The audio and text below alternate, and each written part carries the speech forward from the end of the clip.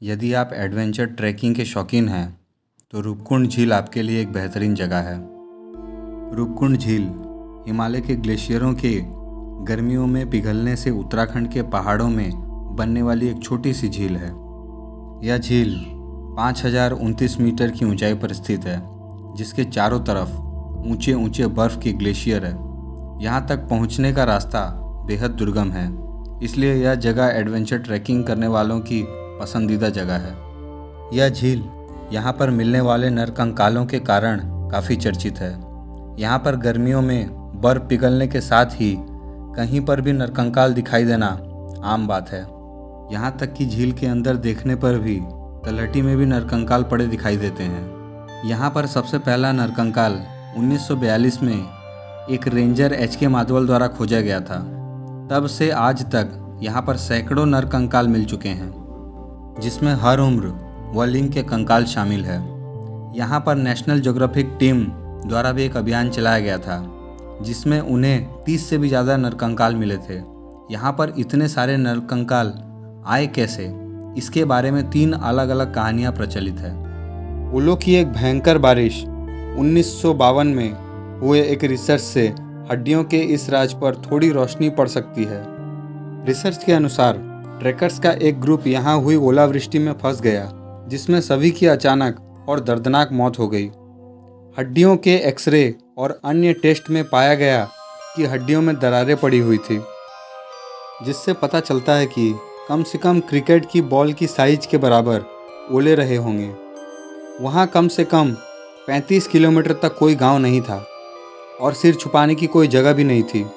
आंकड़ों के आधार पर माना जा सकता है कि यह घटना 1850 AD के आसपास की रही होगी। एक दूसरी किंवदंती के मुताबिक तिब्बत में 1841 में हुए युद्ध के दौरान सैनिकों का एक समूह इस मुश्किल रास्ते से गुजर रहा था, लेकिन वो रास्ता भटक गए और खो गए और कभी नहीं मिले। हालांकि यह एक फिल्मी प्लॉट जैसा लगता है, पर यहाँ मिलने वाली हड्डियों के बारे में यह कथा भी खूब प्रचलित है। अगर स्थानीय लोगों की माने तो उनके अनुसार एक बार एक राजा, जिसका नाम जसधावल था, नंदा देवी की तीर्थ यात्रा पर निकला। उसको संतान की प्राप्ति होने वाली थी, इसलिए वो देवी के दर्शन करना चाहता था। स्थानीय पंडितों ने राजा को इतने भव्य समारोह के साथ देवी दर्शन जाने को मना किया। जैसा कि तय था, इस तरह के जोर शोर और दिखावे वाले समारोह से देवी नाराज हो गई और सबको मौत के घाट उतार दिया। राजा, उसकी रानी और आने वाली संतान सभी को साथ खत्म कर दिया। मिले अवशेषों में कुछ चूड़ियाँ और अन्य गहने मिले, जिससे पता चलता है कि समूह में महिलाएं भी मौजूद थी। तो अगर आप सुपरनैचुरल और देवी देवताओं में विश्वास करते हैं तो इस कहानी को मान सकते हैं। अपने साथ किसी स्थानीय व्यक्ति को ले जाइए और रात के समय यह कहानी उनसे सुनिए। आपके रोंगटे ज़रूर खड़े हो जाएंगे। इस मिस्टीरियस लेक जाने के लिए लोहाजंग से रास्ता शुरू होता है, जो कि कर्णप्रयाग से 85 किलोमीटर की दूरी पर है। काठगोदाम स्टेशन से लोहाजंग के लिए आप टैक्सी ले सकते हैं। ऋषिकेश से आ रहे हैं तो वहां से कर्णप्रयाग तक बस ले सकते हैं। कर्णप्रयाग से 4-5 घंटे में आप लोहाजंग पहुंच जाएंगे। रूपकुंड झील की तरफ लॉर्ड कर्जन ट्रेल को पकड़िए। नीलगंगा नदी के पुराने पुल को पार करके करीब 3 घंटे तक जंगली पेड़ों के बीच ट्रैकिंग करनी होगी। आप जल्द ही एक वाटरफॉल के पास आ जाएंगे। आगे चलते जाएंगे तो राउंड बगात पहुंचकर डिडिना की चढ़ाई करनी होगी।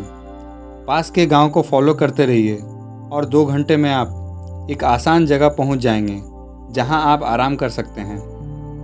अब आपकी अगली यात्रा डिडिना से बेदनी बुग्याल की होगी।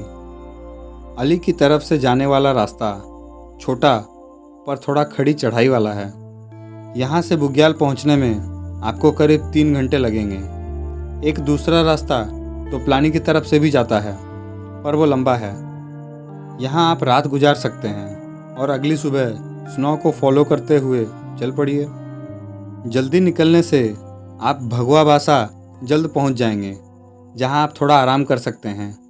लोटानी से कालू विनायक की तरफ 4 घंटे की चढ़ाई के बाद गणेशा मंदिर पहुंच जाएंगे। आपके पास यहाँ रुकने का विकल्प है। या तो आप भगवा बासा में ठहर जाइए या हुनिया थल पर कैंप लगा लीजिए। यहाँ रातें काफ़ी ठंडी होती है। सुबह 5 बजे आप रूपकुंड झील के अंतिम पड़ाव की ओर निकल पड़िए। बर्फ़ पिघलने से पहले ही शुरू हो जाइए। बर्फ़ काटने के लिए साथ में कुल्हाड़ी लेते जाइए। झील का पहला नज़ारा ही आपको मंत्रमुग्ध कर देगा। यह एक नीले रंग का बर्फीले शीशे जैसा दिखता है। बर्फ़ जमी होने पर भी इस पर चलने की गलती कभी मत कीजिएगा। अगर आपको यहाँ मिलने वाली हड्डियों की कहानियों से डर नहीं लगता तो यहाँ आप जब चाहे तब कैंप लगाकर आनंद ले सकते हैं। दोस्तों, अगर यह जानकारी या कहानी अच्छी लगे तो चैनल को लाइक, शेयर, सब्सक्राइब ज़रूर करें।